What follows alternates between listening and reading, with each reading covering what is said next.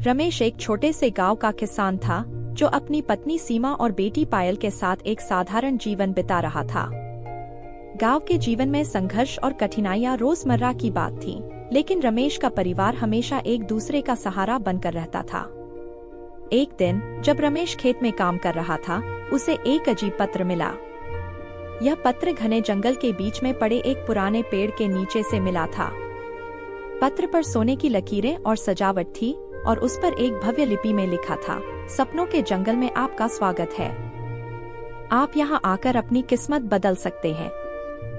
रमेश ने पत्र को ध्यान से पढ़ा और सोचा कि यह कोई मजाक हो सकता है या गांव के किसी शरारती व्यक्ति का काम हो सकता है। उसने घर आकर पत्र को सीमा को दिखाया। सीमा ने पत्र को देखकर चिंता जताई, यह क्या है? जंगल में जाने से खतरा हो सकता है। हमें इस तरह के खतरे से बचना चाहिए। लेकिन पायल, जो हमेशा नई चीजों के प्रति उत्सुक रहती थी, ने कहा, माँ, यह तो बहुत रोमांचक लगता है। हो सकता है कि वहाँ कुछ खास हो। हमें एक बार जरूर जाना चाहिए। रमेश को पायल की जिद पर मजबूर होना पड़ा। उन्होंने सोचा कि एक बार जाकर देखना कोई हानि नहीं है। इसलिए उन्होंने तय किया कि वे अगले दिन जंगल की ओर निकलेंगे। सुबह होते ही रमेश, सीमा और पायल जंगल की ओर चल पड़े। जंगल का रास्ता खतरों से भरा था, लेकिन रमेश ने हिम्मत दिखाई।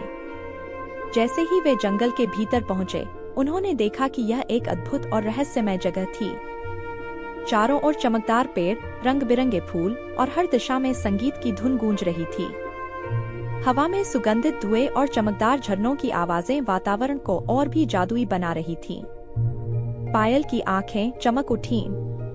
उसने कहा, देखो पापा, यह तो परियों की दुनिया जैसी है। हम यहाँ एक अद्भुत अनुभव पाने वाले हैं। रमेश और सीमा ने भी जंगल की सुंदरता को महसूस किया, लेकिन साथ ही साथ सावधान भी रहे। उन्हें कोई अनजान खतरा महसूस हो सकता था। जंगल की गहराई में जाते ही उन्हें एक बूढ़ी औरत मिली। वह एक सुंदर पेड़ के नीचे बैठी थी और उसके चारों ओर जड़ी बूटियों और चमत्कारी फूलों की भरमार थी। उसने कहा, सपनों के जंगल में प्रवेश करने के लिए तुम्हें 3 परीक्षाएं पास करनी होंगी। पहली परीक्षा है साहस की। इस जंगल में एक बड़ा सांप है जो इस रास्ते को रोकता है। तुम्हें उसे हटाना होगा। रमेश ने थोड़ा डर महसूस किया, लेकिन पायल ने कहा, हम इसे कर सकते हैं पापा। हमें डरने की जरूरत नहीं है। बूढ़ी औरत ने सांप के बारे में बताया कि वह कितना बड़ा और खतरनाक है, लेकिन पायल ने अपने दुपट्टे को एक पत्थर से बांधकर उसे सांप की ओर फेंक दिया। सांप ने फुफकारते हुए रास्ता छोड़ दिया और उन्हें आगे बढ़ने का रास्ता मिल गया। बूढ़ी औरत ने मुस्कुराते हुए कहा, अच्छा किया, तुमने पहली परीक्षा पास कर ली है। आगे बढ़ते हुए उन्हें एक विशाल झील दिखाई दी। झील का पानी नीला और शांत था, लेकिन झील के पार एक द्वार था।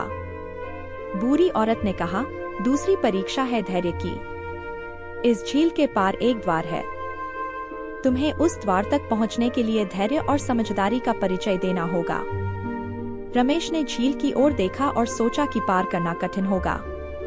लेकिन पायल ने झील में एक नाव देखी जिसमें एक छेद था।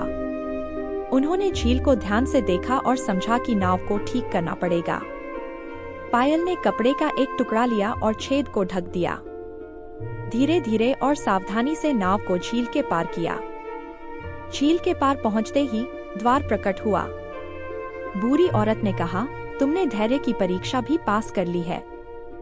आगे बढ़ते हुए उन्हें एक घने अंधेरे जंगल में एक अदृश्य दीवार मिली। एक रहस्यमय आवाज आई, तुम्हें अपने परिवार की सुरक्षा के लिए सबसे प्रिय चीज छोड़नी होगी।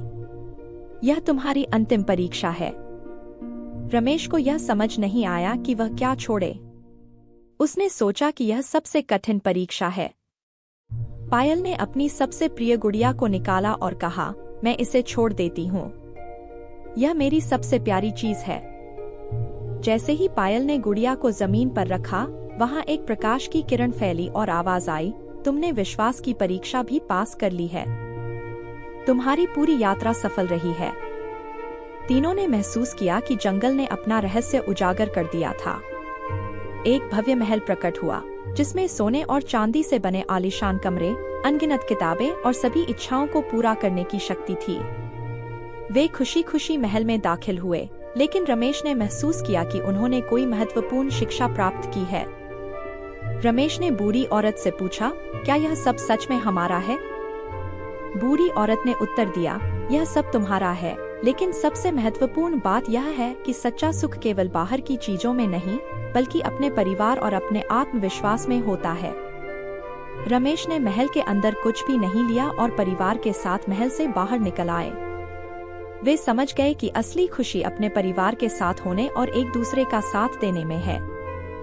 जंगल से बाहर आकर रमेश, सीमा और पायल ने महसूस किया कि वे किसी अनमोल खजाने से लौटे हैं, लेकिन सबसे महत्वपूर्ण खजाना था उनका एक दूसरे के साथ समय बिताना और समझना कि खुशी केवल बाहरी वस्तुओं में नहीं, बल्कि अपने रिश्तों और आंतरिक शक्ति में होती है। उन्होंने गांव लौटकर जंगल की कहानियां साझा की और अपनी नई समझ को अपनाया। समाप्त। इस विस्तृत कहानी में हमने देखा कि कैसे एक साधारण परिवार ने जंगल की 3 परीक्षाओं को पार करके आत्मज्ञान और सच्ची खुशी प्राप्त की। यह कहानी सिखाती है कि बाहरी संसाधनों से ज्यादा महत्वपूर्ण है अपने परिवार, विश्वास और धैर्य को समझना और स्वीकार करना।